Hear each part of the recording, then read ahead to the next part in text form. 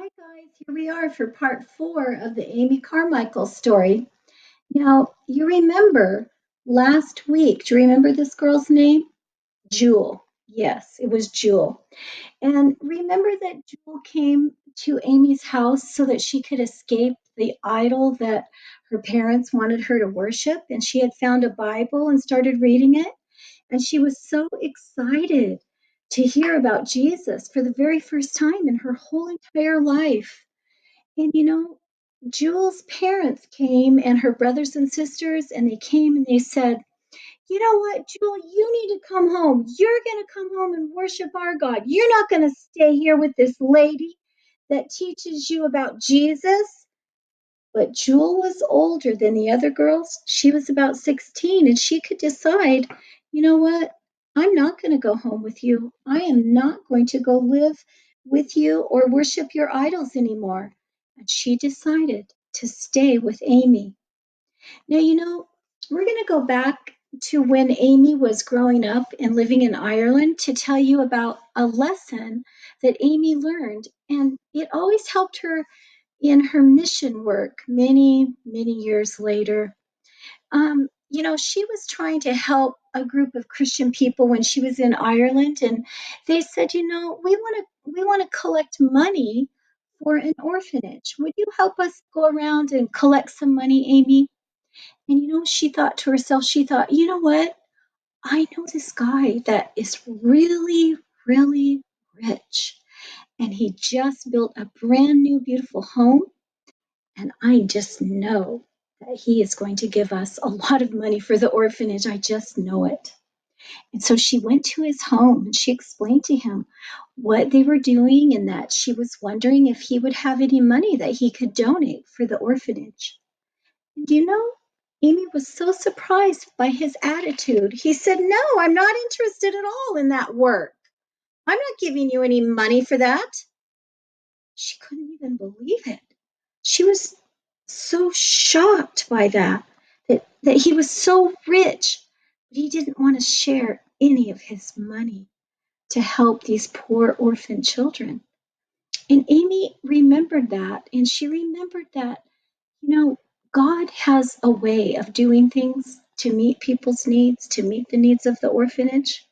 It wasn't going to be with this man that had all that money. And Amy remembered that as she began all of her work in India.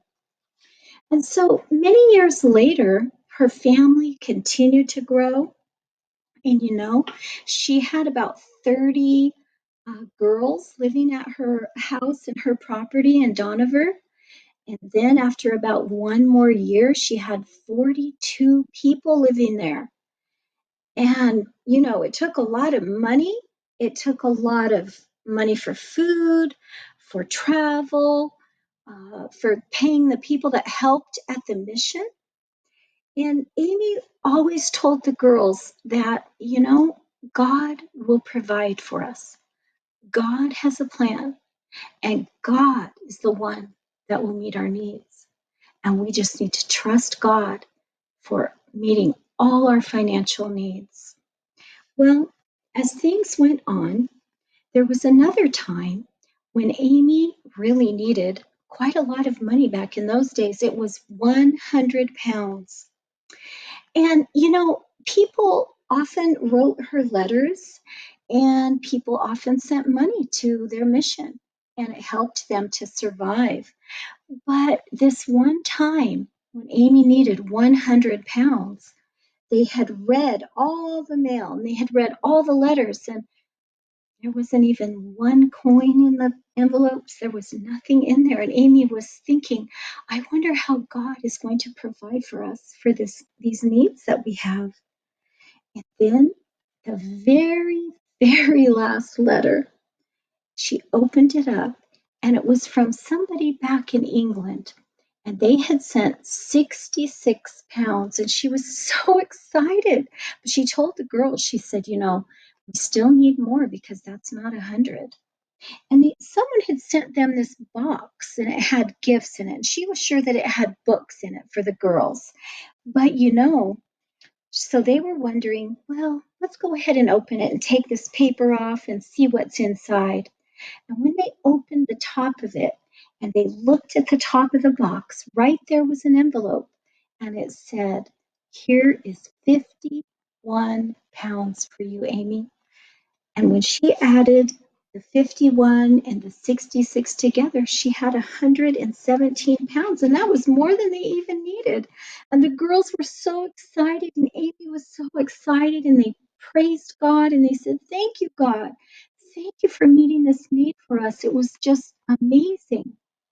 And people started to hear about Amy's work all around the world. And I'll tell you about some of the people that helped send things to Amy and to the mission. And people would read about her work, they would read letters that she had written, and they were really excited about it. And even kids started to help. There were some little kids that lived in China, and they used to have like little tiny bits of money that they could spend for candy. But these kids decided, you know what? We're not going to buy the candy this time. We're just going to send that money to Amy so she can use it for her mission. There was a little tiny girl that was very poor and she only had a few pennies. She just had 6 pennies. But you know what? She sent those in a letter to Amy. There were people that knitted all kinds of beautiful sweaters for the babies and sent them. She said that there were people that had gold pieces, older people that had been saving money for a long time. And so they would send, I think she said sometimes like 10 gold pieces. And there was a little note one time from a little girl, and she said, "I've been saving my money to buy this little doll." And she said, "But I'm not going to get the doll. I think I'm just going to send you the money instead." And so she did. And as time went on, and Amy was so busy doing so much work, she and her friends, she said, "Let's start to pray that God will provide a car for us. But cars are so expensive. But oh, I just feel that God really wants us to buy a car." And so they began to pray and pray and pray, and they prayed for 3 months. And they kept praying and saying, "Lord, do you think we should get a car? Do you think we should spend that much money on a car?" And then one time, right after they were praying, Amy got a call to go to the hospital to visit a little girl that was very, very sick. And the hospital was so far away from where Amy actually lived, and they didn't have a car. So they would have to take an old wooden cart and ride on this old bumpy road for like 2 hours. Then she said they would have to sit alongside the road for another 4 hours in the burning hot sun, wait for another cart, go on 2 buses, take another cart and another cart to finally get to the hospital. By the time Amy got back from that trip of visiting the hospital and going there and getting back, she was just sure that God would want her to have a car because then she could make these trips. She could go to those temples and rescue the children easier. And so her secretary, the bookkeeper that took care of the books, she brought the books out and she said, "Miss Amy, look at our books." She said, "We've been praying for 3 months about this car. And guess what?" She said, "We have enough money for 3 months. We've been able to pay all our bills. And we even have enough money in our account to purchase a car." And Amy thought, "Oh, would it be so great to have that car?" Well, okay, she said, "Let's buy the car." And they did. It was so much money in those days to get a car. But they purchased the car. But there was one thing that Amy kept thinking to herself, I would feel so much better and just feel sure that God wanted me to buy that car if somebody sent the money for that car. And you won't believe this. Guess what? She got a letter in the mail after she had purchased this car.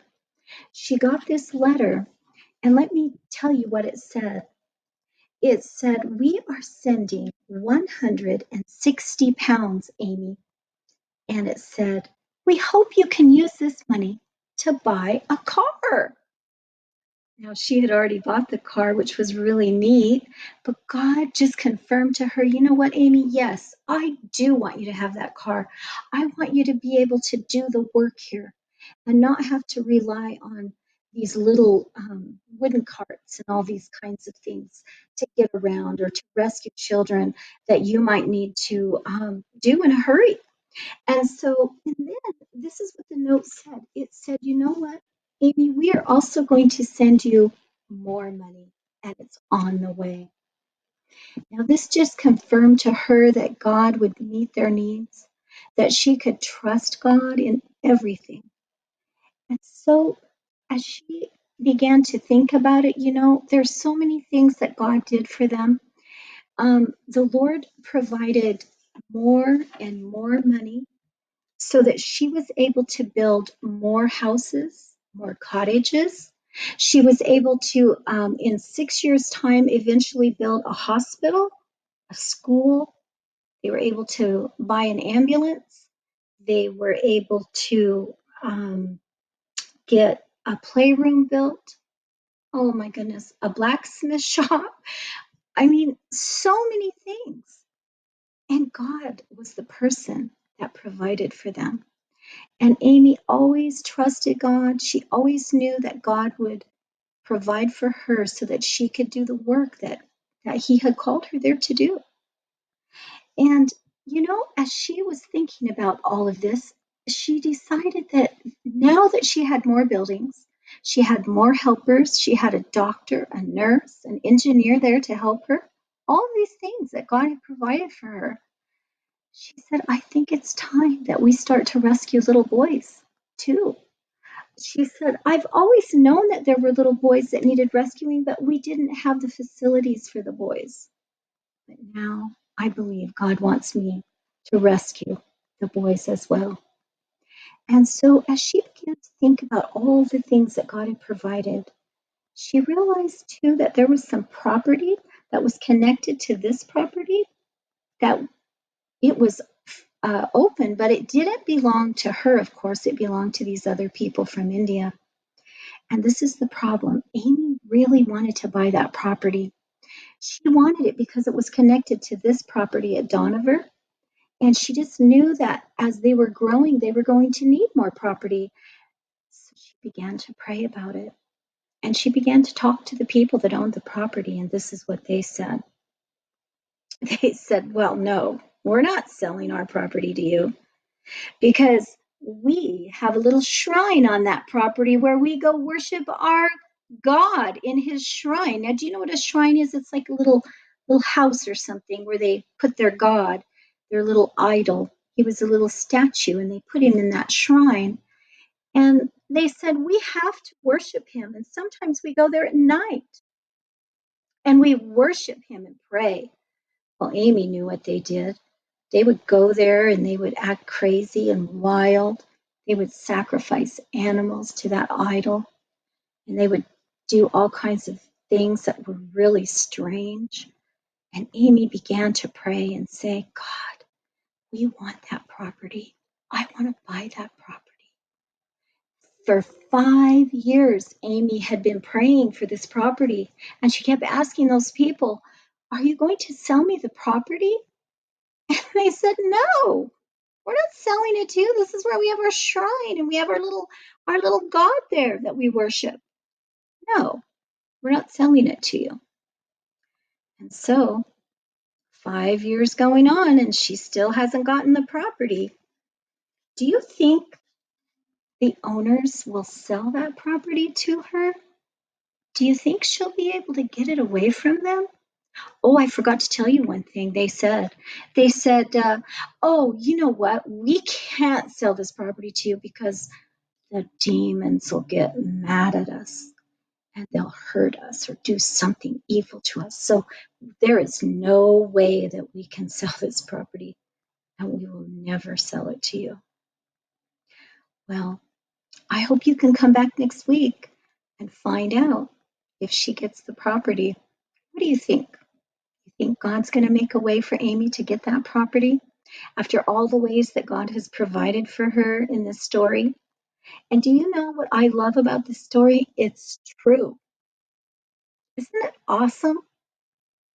Okay, guys, hope to see you next week. Bye bye.